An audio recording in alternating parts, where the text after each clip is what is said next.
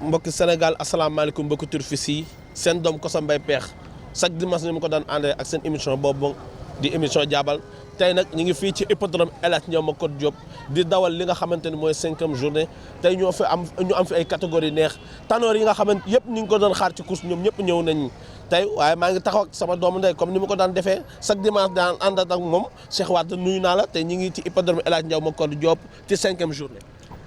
jërëjëf Koso Pekh ñoo ngi lay fay bu baax di nuyu Mar la Pro suñu caméraman di nuyu mbokki turfis yi yëpp di nuyu mbokki Sénégal yëpp di leen wax ni rek comme nañ ko daan defee la fii ci hippodrome El Hadj Ndiaw Macodou Diop ñi ngi amal juróomi catégorie ak ay surprise yu am solo kon Koso nañ daa bi àgg ci biir ak ay kii yu am solo. Babacar Man fii ñu taxaw mooy hippodrome El Hadj Ndiaw Macodou Diop bu Thiès xam nga fii bis bu ne xew na fi fii la ñuy dawalee grand prix chef de l'État fii tey lu ne xew na fi bis bu ne xew na fi grand prix renaissance xew na fi grand prix chef de l'État xew na fi grand prix crène xew na fi tey ku gis hippodrome El Hadj Ndiaw Macodou Diop nga xam ni dëkk bii la Ndiaw Macodou Diop bu naa ma doon yeewoo waaye dëkk bii la njëkk indi li nga xamante mooy premier grand prix chef de l'État moo tax tey ñu dipp ko hippodrome bi nga xamante mooy hippodrome El Hadj Ndiaw Macodou Diop waaye maa ngi ni ak émission jaabal ak Babacar Mar wax naa ne lu nit bëgg a seetaan mbaa nga bëgg gis fas mbaa nga bëgg gis spectacle dawa seen émission jaabal ak seen doom Koso Mbaye Pekh ñu dugg bu ci biir bu ko defee ñu wax leen yan catégorie la ak yan fas ñooy daw fii ci hippodrome El Hadj Ndiaw Macodou Diop teg leen fee seen baaraam foofu ma ñëw.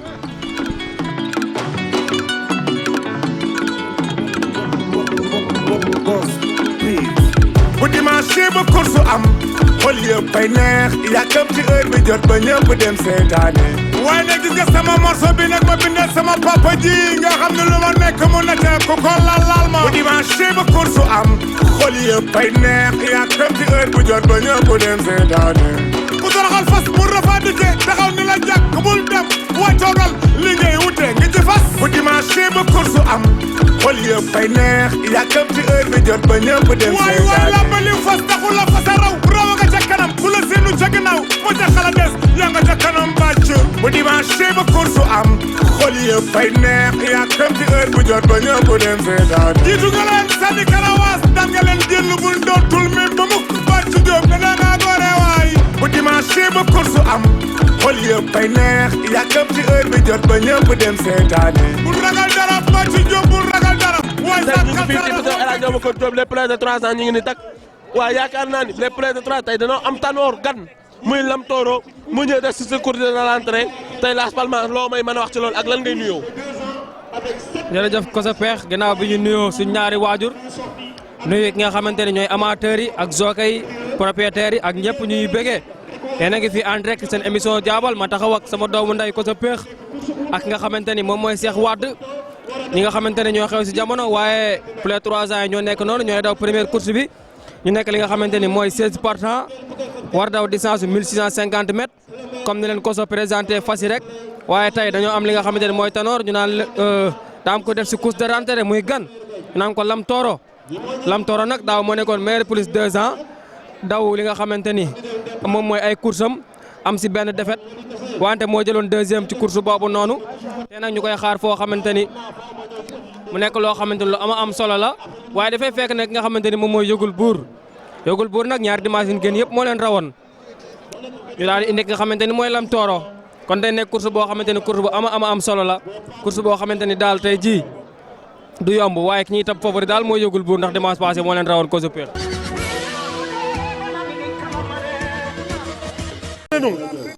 gaa yi jug nañu Las Palmas.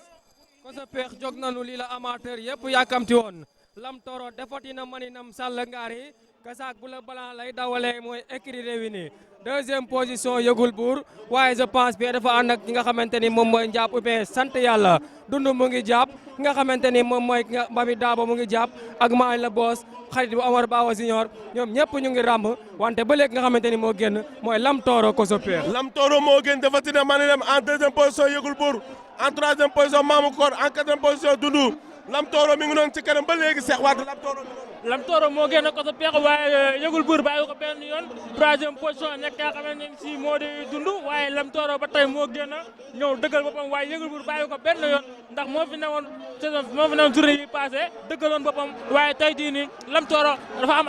adversaire bi ñuy wax Lam Toro gars yaa ngi noonu di tourné si tournal Sen TV bi dem tournal professeur Sakhir Thiam Koso Peex waaye Lam Toro moo génn ba léegi.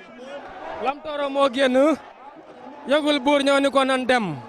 doomu Calvos ak doomu ki nga xamante ni mooy Daram Sarr Calvos Bersa Aar mooy maam mooy booy baayam médecin Machiavélique Mr Prospector tourné nañ fi nga xamante ni moom mooy tournalu Koso Peex kabar wuti fi nga xamante ni mooy tournalu Mbaye Diouf Lam Toro ngërëmu la nga xamante ni mooy yëgul guur nekk jàkkeer dootu Dakar wante ba léegi Lam Toro moo génn Koso Peex. Lam Toro moo génn ba léegi Lam Toro moo génn Lam Toro te bàyyi na fi ki nga xamante ni mooy yëgul buur Lam Toro noonu génn gis naa fas bi mel ni maamu koor waaye Lam Toro ngi noonu Lam Toro bu écrit professeur Sakhir Thiam moo ngi noonu c'est vrai. Lam Toro mi ngi noonu ci tournalu basket bi di ñëw ànd ak yëgul buur 3e position nekk njàpp gaa yaa ngi noonu ci tournalu basket bi di ñëw Koso Peex Lam Toro fi ñu ko doon xaaree agsi na fa Koso Peex mi ngi noonu di tourné di ñëw te bu agsee day tekk ci Koso Peex. Lam Toro. laa ilaaha illallah Lam Toro ngi nii di ñëw nee naa la yaayam doomu Dana Kër la Dana Kër Zamindar Gonwes Mr Prospector attention les 6 bu ñëwee dañuy téye diggante Lam Toro ak yëgul buur caravage yaa ngi takk 200 mètres bi dina métti Lam Toro yëgul buur. Koso Lam Toro mi ngi noonu di ñëw nara def fi jaloore bu kenn ma ko def mi ngi noonu bu ñëwee day tekk ci Lam Toro le numéro 5 Lam Toro 3 le numéro 2 le 2e position nekk yëgul buur 3e nekk le numéro 7 Ndiap. mu nekk loo xamante ni am solo la Lam Toro def na li nga xamante ni mooy course de rentrée ñëw raw ki nga xamante ni moo nekkoon ci favori bi nga xamante ni mooy ne traité 3 ans mu yëgul buur mu ñëw raw di génn ba teer Lam Toro ñu ngi félicité bu baax waaye équipe professeur Sakhir Thiam wax na ne Lam Toro waaye équipe professeur Sakhir Thiam ci boppam ñoom dañoo liggéey ko ca anam woo xamante ni moom doy leen ñu indi ko la actuellement. jërëjëf Koso Peex waa di félicité écurie Réunis di félicité écurie Réunis di félicité waat bu baax a baax ki nga xam ne moom mooy professeur Sakhir Thiam di félicité tamit waa écurie Ndiouk ndax fas yi ñoom ñoo ko jox professeur Sakhir Thiam Lam Toro moo raw première mu nekk loo xamante ni ama am solo la Koso Peex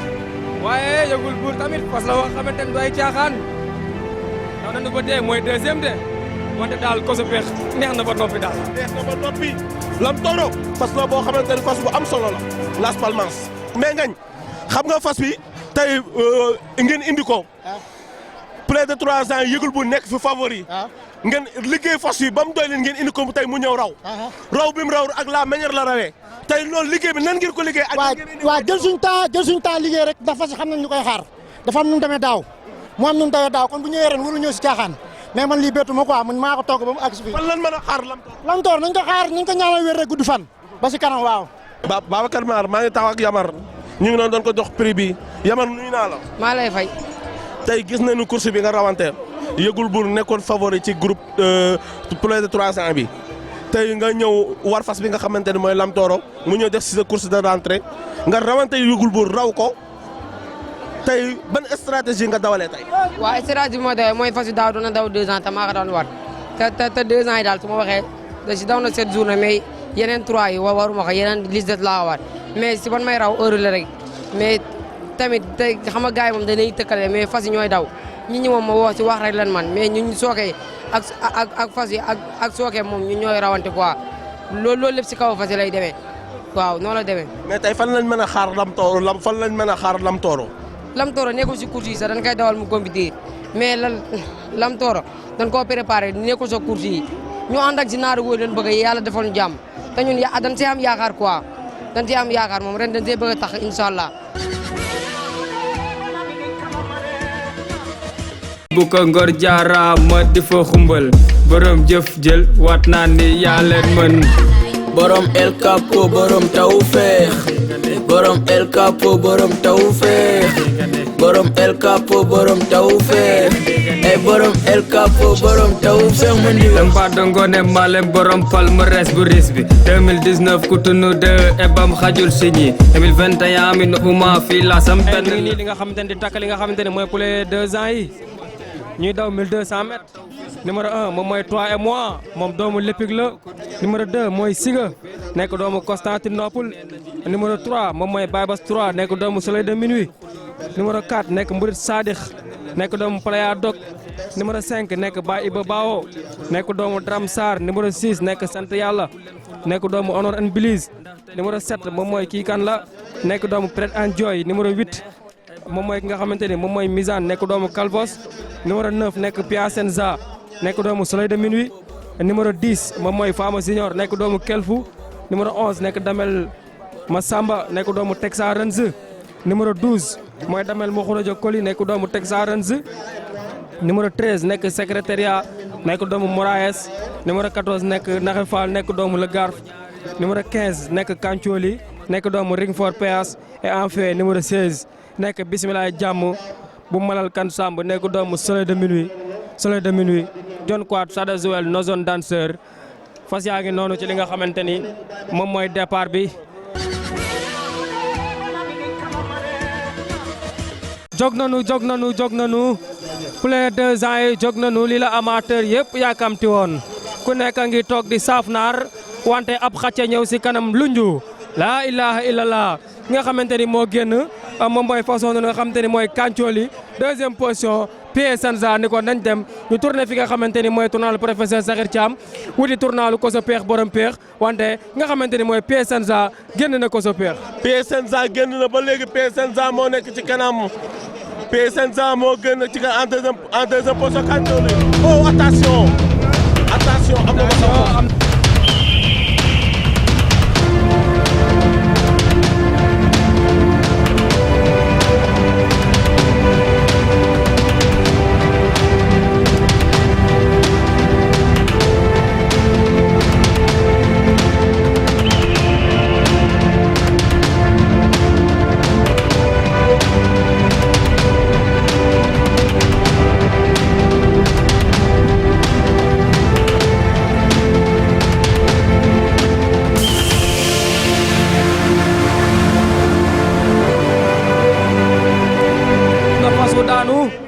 am na jockey bu daanu waaye yàlla si yàlla def jàmm dafa daanu rek bëf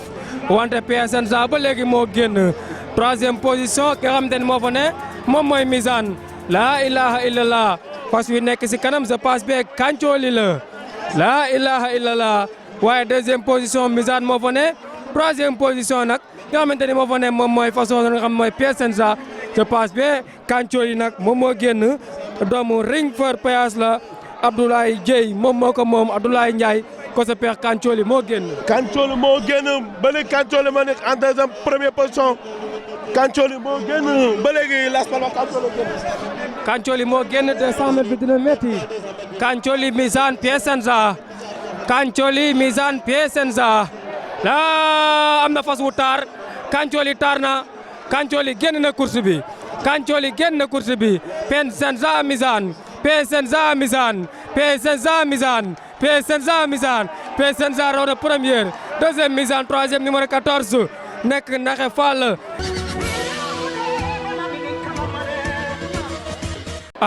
Koso Peex Kancholi lim def tey jii gis nga ko sama xel dafa dem ci Rajab Junior ni la doon def ou bien ñaal Bantum Junior waaye ay réglage la parce que xale la day jàng daw. xale day jàng daw waaw mu mel ni ñetti daanu ñoo daanu ñetti jockey ñoo daanu ñetti daanu ñoo am ci course bi ñetti jockey ñoo daanu ah oui oh Kancholi daa saviré daa di génn course bi dem fi nga xamante ni moom mooy écurie Cuuc Sangalkam dal si barrière yi waaye mu nekk loo xamante ni oh fas wi gaañu na am na blessure ci tànk.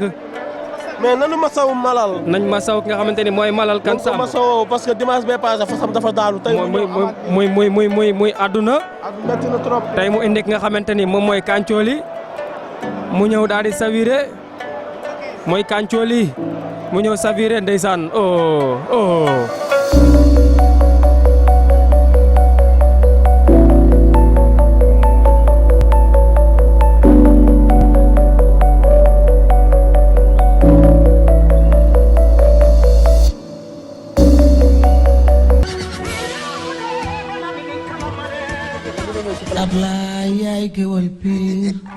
Musa jama kumba seet mbay gol boole ma jooja borom ngaay yaay gewal piir Ablaay yaay gewal piir Musa yata kumba seet mag bal ma jooja borom ngaay yaay gewal piir Ablaay mbay yaay gewal piir Musa jama kumba seet mbay gol ma jooja borom ngaay yaay gewal piir Ablaay yaay gewal piir waaw Musa jama kumba seen mbay ma jooja borom ngaay yaay gewal piir sama rakk jey gewal piir Ablaay yaay gewal piir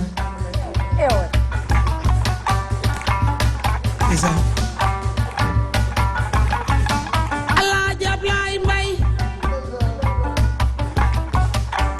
gewal Xaadimu Rasuulullaay laay way tey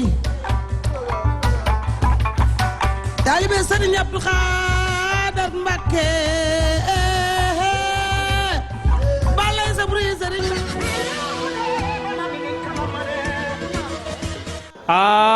jóg nanu ëtt Demba Seck Mbay moo lunju waaye demul doomu El Jàngool Maga Neex ñëw na Maga Neex je passe bien moom moo ñëw ci kanam Maga Neex ñëw na ilaha illallah deuxième position numéro 7 nekk nga xamante ni moom mooy sant yàlla po taxul na si ligne bi wante Maga Neex moo nekk deuxième position tourné nañ fi nga xamante ni moom mooy tournalu professeur Sakhir Thiam Koso Peex sant yàlla ñëw na ci kanam ba léegi mi ngi jóge écurie Réunis waaye Maga Neex ñëw na en deuxième position ñu ngi noonu waaye ba léegi Maga Neex remplacé waat na ko Cheikh Wade. Maga Neex remplacé na ko moo ne première position deuxième position nekk ki nga xamante ni ci moo di sant yàlla moo ne deuxième position gaa yaa ngi noonu émission daax na émission mu jege si Maga Neex moo ne ci kanam ba léegi Koso Peex ñu ngi noonu toog ci appuyage ba léegi Maga Neex moo ne. jërëjëf Koso Peex ba léegi Maga Neex moom moo nekk ci kanam Maga Neex nag écurie Lamba Faar la jógee doomu Pantagruel la Pantagruel peintre célèbre mooy baayam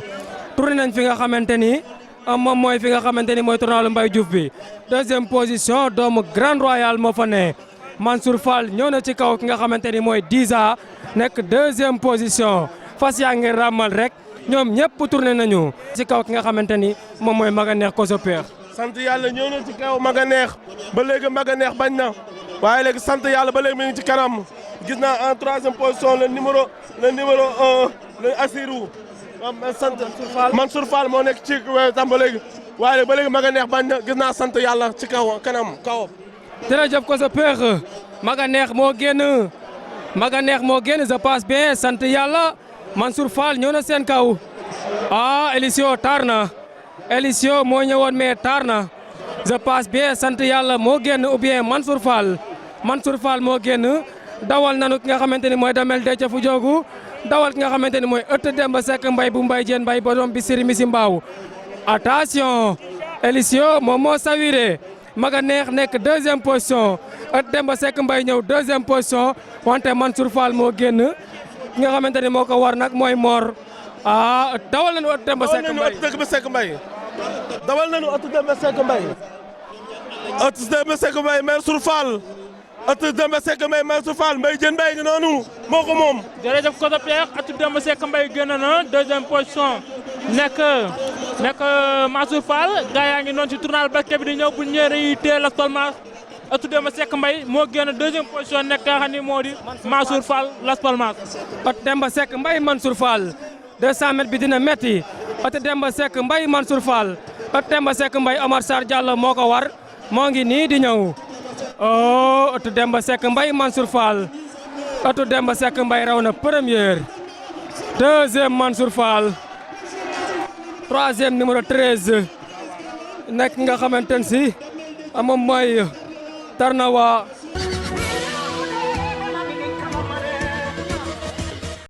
daw na nu ba tee ëtt Demba Seck Mbay moo raw première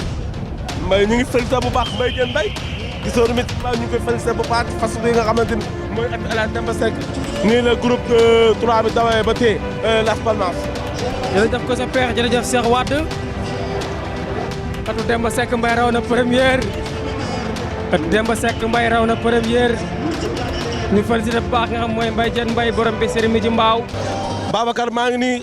ak Mbaye Diène Mbaye sànq gis nga li nga xamante ne mooy groupe 3 bi ñu doon dawal ëtt El Hadj Demba Seck Mbaye bu Mbaye Diène Mbaye moo raw Mbaye Diène nuyu naa. maa lay fay. tey ñu ngi ci hippodrome El Hadj Ndiaw Diop di dawal 5e journée tey ñu dawal li nga xamante ne mooy groupe 3 bi sa fas ñëw nga sa fas bi nga tuddee sa maam ëtt El Hadj Demba Seck Mbaye mu ñëw raw tey bi mu rawee ban yëg-yëg nga am. waaw ñu ngi sant yàlla rek d'ailleurs damay féliciter xale yi comme ñoom ñoo géré xam nga man nekk ma fi woon ñoom ñoo géré ba yàlla may leen ndam comme maa leen di féliciter parce que nit boo fi nekkulee sa alal am ñu la koy liggéeyal da ngay war a sant yàlla maa ngi leen di gërëm di leen remercier xam ne ñu ngi si yoon kontaan naa trop nag bu ëtt Demba Seck Mbaye rawee sama xol day seet.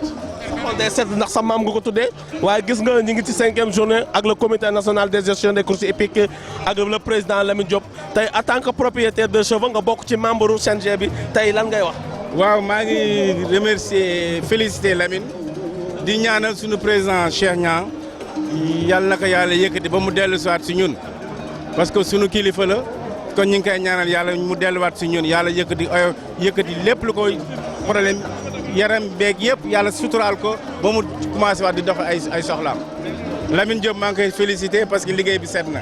te rafet na te kontaan naa.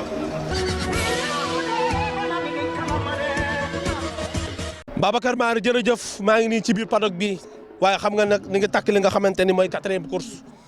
di naaru góor yi numéro 1 Ndeye Fama Der la mi ngi taxaw ci code 6 numéro 2 Linguère Tening la mi ngi taxaw ci code 2 numéro 3 Ndomli la mi ngi taxaw ci code 8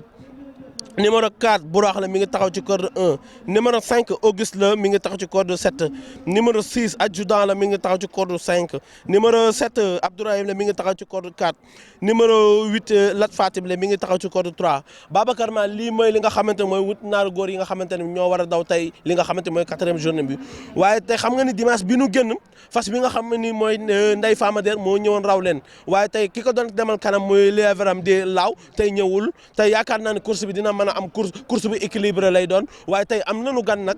gi nga xamante ni nag mooy vainqueur grand prix de la renaissance africaine bàyyi ko ci écriture Sangalkam Papis Niang moom ko tey mu ñëw nag daw def si course de rentrée kooku mooy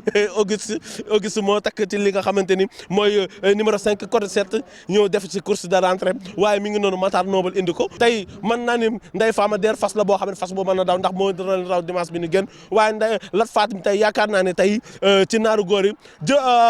dina dawe ak sagom ndax prétendant bi nga xamante ni moo doon dem kanam moo ànd ak moom muy laaw tey ñëwul course bu yaraax nga nar a gis waaye nan bàyyi xel ki nga xamante ne mooy Ndeye Fama Der nan bàyyi xel buraax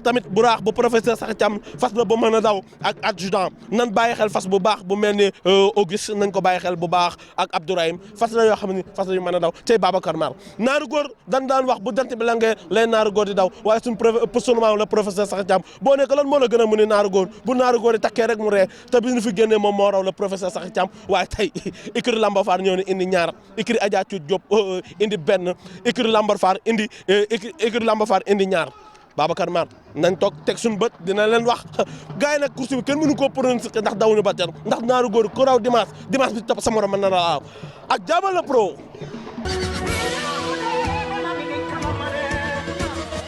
Cheikh Wade Ndeye Fama Der doomu Xabibi la jóg nanu laa ilaha illallah ñoo ngi saaf naar fas yëpp Linguère Tening Lat Fatim Anta Ndiaye moo génn 2e position Linguère Tening 3e position Ndeye Fama Der Linguère Tening génn na Auguste mu ngi jaab ak galado saas ak dara yënguwul 4e position Adjudant wante Buraax moo jiital fas yi nii la yàgg di dawee sa xel dem si Diop Buraax borom Kër Massar tourné nañu Linguère Tening moo génn ko so Linguère Tening moo génn ci kanam ba léegi en 2e position Lat Fatim Anta Ndiaye en 3e position Ndeye Fama Der en 4e position Adjudant en 6e position Auguste moo fa nekk Linguère Tening ba léegi mi ngi ci kanam nag Linguère Tening nag lim joxe bëri na lool Cheikh Wade. ba léegi Linguère Tening moo nekk ci kanam 2e position nekk Lat Fatim 3e position nekk nga xam ne moo di Ndeye Fama Der 4e position nekk yaa xam ne moo di Auguste ñu ngi noonu di ñëw tool ci abiage bi waaye ba léegi Ndeye Fama Der moo nekk ci kanam koso peex. jërëjëf Cheikh Wade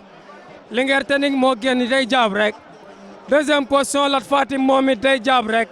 troisième position Ndeye Fama Der day jàpp rek waaye sama xel dem na si Bac Diop Samba Koura borom Diané sama xel dem na ci Cheikh Tidiane Touré borom Mandel sama xel dem na ci Iba Kole Ba borom dalin koor ku bëgg ni koor ku bañ ni koor waaye yokku na ndawal bi Auguste ñëw na yokku dawal bi accident mu ngi jàpp waaye ba léegi Linguère Tening moo génn sa xel dem si Safa Dioum couturière bu mag bi borom immeuble jëf jël fas yaa ngi nii kabar wu siñu waaye dañuy romb dellu lu Linguère Tening wàqi Lat Fatim suul ko Lat Fatim lu mu wàqi Auguste ak Ndeye Fama Der suul ko accident ñëw na ndam li ñëw na wante bu raax moo jiital fas yi ko sa peex Lat Fatim moo jiital fas yi en deuxième position Lat Fatim moo jiital fas yi en deuxième position Ndeye Fama Der en troisième position Auguste Lat Fatim Auguste Ndeye Fama Der ñëw na waaye gis naa Auguste en troisième position en quatrième position Linguère Tening gars yi teel nañoo changé dawal bi dawal nañu assistant mu jege si ba léegi Lat Fatim Linguère Tening moo ne première position Ndeye Fama Der moo ne première position Auguste jege si na dégg nañu Auguste mu ñëw Auguste à deuxième position dawal nañu assistant mu jege si gars yëpp dàq nañu leen ni jege si ndeysaan waaye ba léegi Ndeye Fama Der moo ne première position deuxième position Auguste moo fi ne doomu Sirion bi l'actuellement. jërëjëf doomu Sirion bee nekk deuxième position Sirion Théophilo Galileo Sadazuel Nozon danseur Ndeye Fama Der ba léegi lim jàpp bàyyi ko Ndeye Fama Der bu daaxatal Ndeye Fama Der bu bas Ndeye Fama Der bu écrit réuni deuxième position Auguste le promoteur de tous les temps moo ko moom Papis Niang troisième position accident bu Sidi Ndaw quatrième position ndam li wante Abdourahim a ngi daw lu bari di ñëw bu Omar Bawo Senior wante tourné nañu Ndeye Fama Der moo génn deuxième position Auguste 200 mètres bi dina métti diggante Ndeye Fama Der Auguste accident ndam li Cheikh Wade 200 mètres bi dina métti ba léegi Ndeye Fama Der moo génn waaye Auguste mu ngi ko sigimu première position Auguste Ndeye Fama Der Auguste Ndeye Fama Der Auguste Ndeye Fama Der attention Auguste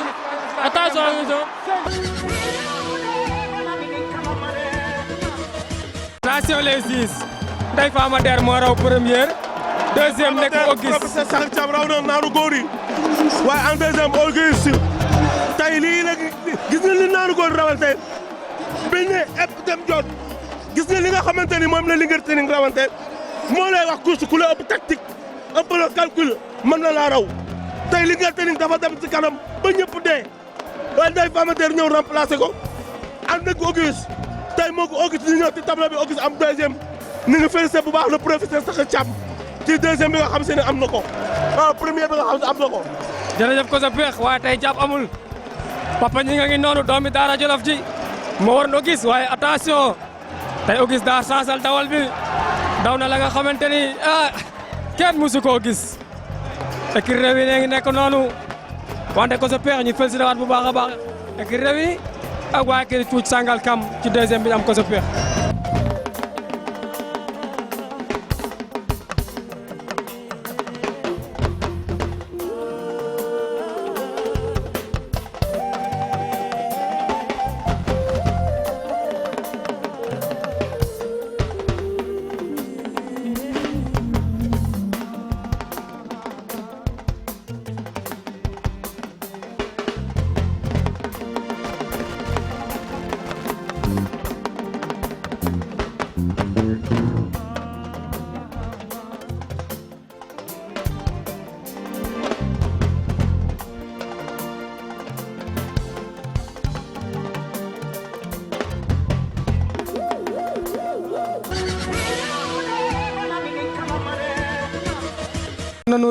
jóg nanu ñu ngi saaf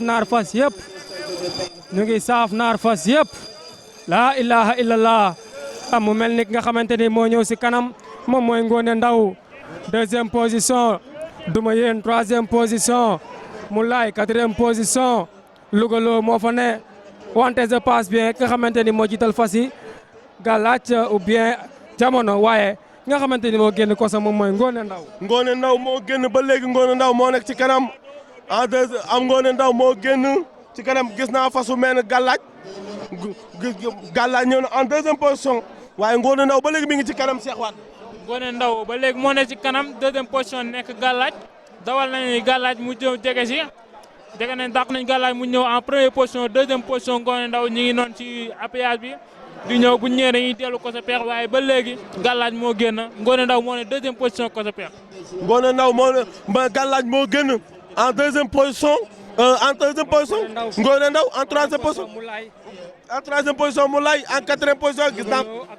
Lougaloo ak Duma yéen tey dañoo téye seen bopp ci biir groupe bi Las Palmas. jërëjëf ko sa peex mu mel ni Laurado moo jugul moom laay seen noonu ci box yi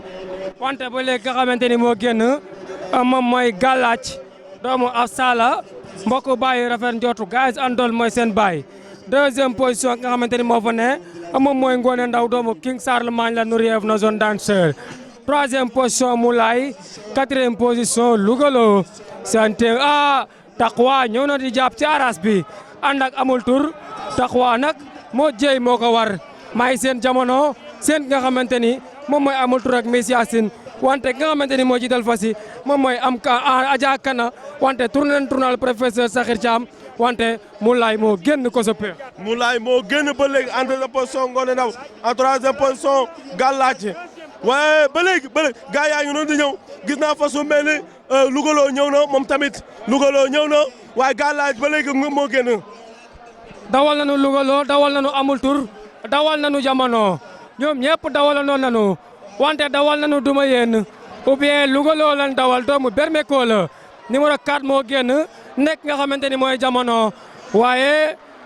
ilaha illallah am na fas wuñ dawal mu génn ci kanam je passe bien Moulay la ou bien Miss Yacine ñëw deuxième position la ilaha illallah ñoom ñëpp dawal nañu Moulay ou bien Galaaj Moulay ou bien jamono kon jamono moo ne ci kanam deuxième Miss Yacine troisième Moulay dawal nañu Taqwa dawal nañu Daaru Sam dawal nañu ki nga xamante ne mooy amul tur ak duma yéen wante jamono li muy daw bari na ko sa peex. jamono li muy daw Galaaj moo génn jamono moo ñëw. la ilaha illallah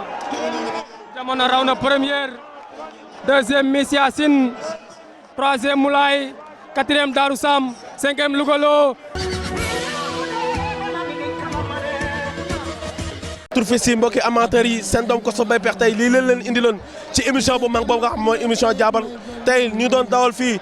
ci hippodrome El Hadj Ndiaw Macor Diop ñu amaloon fi 5e journée gis nga course ñu amoon fi 5 catégories course yi neex gis nga bu ñu dawalee plus de 2 ans dawal nañ plus de 2 ans yi dawal nañ 3 ans yëpp waaye ñu ngi félicité bu baax écurie Rewmi ci ndam yi nga xamante ni am na ko ñu ngi félicité dimanche bi ñu génn gis nga 3 catégories yëpp ñu ko raw tey bi ñu ñëwee dimanche ci 5e journée mu raw 3 catégories yëpp 4 catégories yëpp ñu ngi félicité bu baax waa écurie Rewmi tey Las Palmas lan nga nuyoo ak lan ngay wax ci loolu ak lan ngay tàggatoo. waaw ko sa peex di nuyu mbokk amateurs yi di nuyu képp koo xamante ne ñu ngi ñuy seetaan mais nga wax lu am solo muy si rentrée Auguste bi Ndeye Fama Der moom it dafa confirmé mu nekk rawante boo xam rawante bu neex la tey jii indi la leen 5 courses première course bi premier 3 ans yi ñoo ko daw Lam Toora moo leen raw ci temps wu 2 minutes 21 secondes ñu fa jógee ñu dawal li nga xamante ni mooy premier 2 ans yi nga xamante ni moo leen raw mooy Piacenza ci temps wu 1 minute 05 secondes ñu fa jógee ñu dawal li nga xamante ni mooy groupe 3 bi première bi moo nekk ëtt Demba Seck Mbaye Diène Mbaye def temps 3 minutes 14 secondes bi ñu fa jógee nag ci lañ dawal naaru góor ñu naan les karak adulte première nekk Ndeye Fama Der def 3 minutes 04 secondes bi ñu fa jógee nag ci lañ dawaleeg li nga xamante ni mooy groupe 2 bi waaye jamono moom moo leen si raw mu nekk loo xamante ni loo am solo la deuxième bi mu nekk Miss Yacine troisième nekk Moulay di félicité bu baax a baax nga xamante ni mooy écurie Rewmi quatrième moo nekkoon tamit Daaru Sam di leen jox dig daje rek xam naa ba dimanche incha allah. jërëjëf Las Palmas ñoo ngi leen di nuyu bu baax di nuyu Babacar Mar di leen wax ni rek jërë ngeen jëf dawal nañ ba tey mu nekkoon 5 catégories dawal nañ lu am solo mu nekkoon journée bu am solo Koso Peex waaye dawal nañ ci jàmm ak salaam kon di félicité waa écurie Rewmi di félicité écurie Lamb Fa di félicité bépp écurie bi nga xamante ne si teewoon na ci compétition bi waaye Koso Peex di leen wax ni rek lépp fii lay xewee seen émission jaabal di ko wax mbokk amateurs yëpp mbokk téléspectateurs yëpp fii rek lay xewee. Cheikh Wade jërëjëf waaw wax nga ko Babacar Mar man la pro le caméraman de tous les temps moo mën ñëpp waaye émission jaabal c'est l'émission meilleure. Ouais, quand c'est important là c'est TV. C'est Sen TV. Quand c'est sérieux c'est Sen TV. Tout c'est so sérieux c'est Sen TV. xam nga nag xam nga nag Sen TV bis spécial yi ci gën a mag ci course hippique Sénégal yëpp Sen TV moo ko doon def kon nag fii laa leen tàggoo seen doom Koso Bay Peex dimanche prochain 6e journée yàlla na yàlla def jàmm ci réew mi Sénégal.